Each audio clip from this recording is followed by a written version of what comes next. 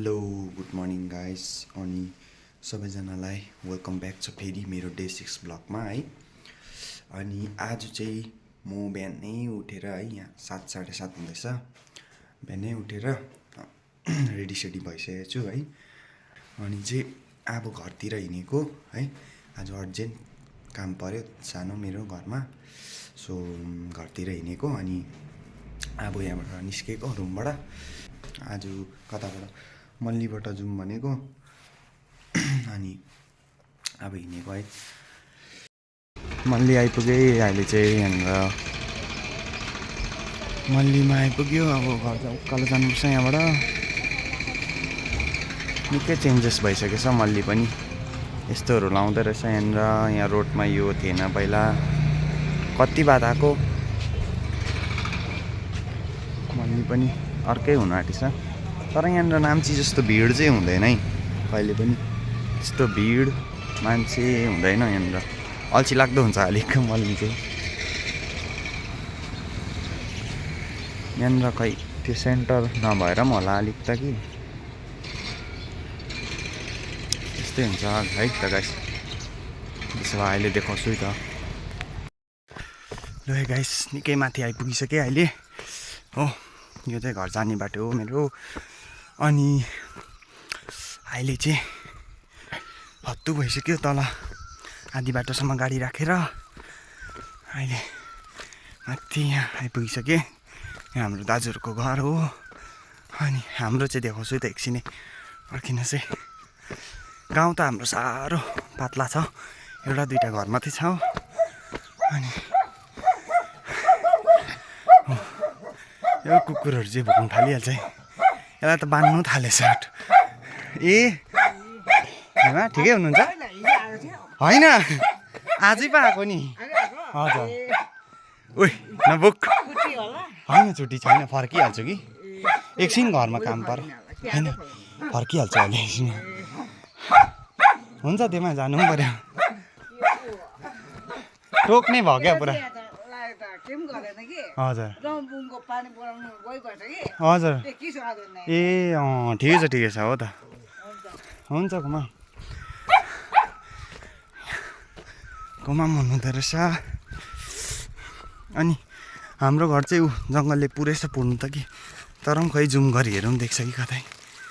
यहाँ छ हाम्रो घर चाहिँ, यहाँदेखि अझै पारिपट्टि जानुपर्छ। यहाँनिर कता कता देख्दैछ, यहाँनिर हो हाम्रो घर चाहिँ हो। यताको चाहिँ आन्टीको घर हो, कता कता चाहिँ देख्दैछ। यहाँदेखि अझै पारिपट्टि जानु छ, दुईवटा खोल्ची जस्तो तरेर जानुपर्छ। टाढो छ, गाउँमै हुर्केको हो। अहिले बजारको भिडियोहरू देखेर चाहिँ बजारै हो भनेर नसोच्नु होला है।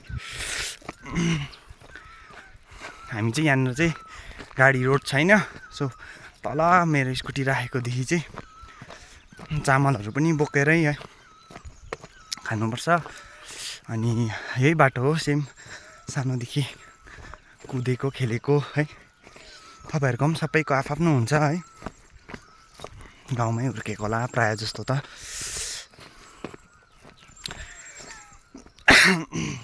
युट्युबमा पनि है सपोर्ट दिनु होला, मलाई पनि धेरै सब्सक्राइब गरिदिनु होला।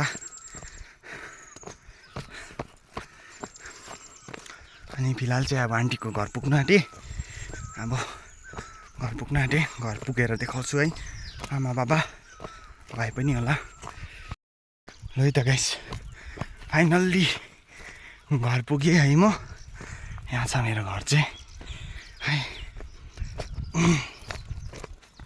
हत्तु भयो आमामा, झन्डै हिँड्नेछु त्यस्तै 25-30 मिनट जस्तो उकालो। यहाँ हेर्नु हाम्रो दाउरा अझै पनि चलाउँछ है, चुल्हा छ, किचन छ सानो। ग्यास त साह्रै चलाउँदैन। घर आइपुगेँ चाहिँ मेरो घर हो आमा,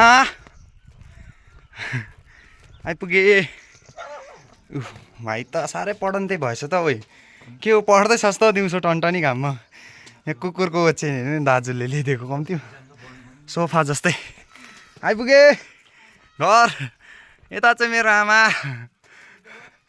भिडियो गर्दै आएको।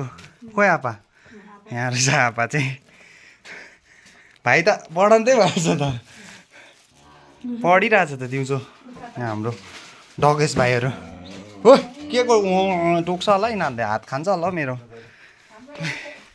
यहाँ सानो गार्डन छ हाम्रो आपाले बनाएको फुलहरू मजा मजाको रहेछ उफ यो चाहिँ मेरो घर बल्ल आइपुग्यो आमामा हत्तु भयो थाक्यो भोक लाग्यो आमा